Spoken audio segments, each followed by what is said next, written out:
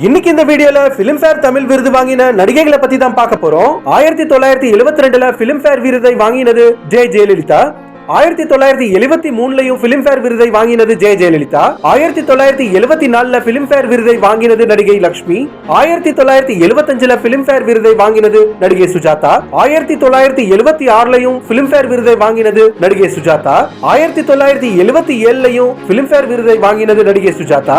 1978ல Filmfare விருதை வாங்கினது நடிகை லதா. 1979ல பிலிம்பேர் விருதை வாங்கினது நடிகை ஷோபா. 1980ல பிலிம்பேர் விருதை வாங்கினது நடிகை சரிதா. 1981ல பிலிம்பேர் விருதை வாங்கினது நடிகை ஸ்ரீதேவி. 1982ல பிலிம்பேர் விருதை வாங்கினது நடிகை பூர்ணிமா. 1983ல பிலிம்பேர் விருதை வாங்கினது நடிகை லட்சுமி. 1984ல பிலிம்பேர் விருதை வாங்கினது நடிகை சரிதா. இதுல உங்களுக்கு பிடிச்ச நடிகை யாருன்னு கமெண்ட்ல சொல்லுங்க.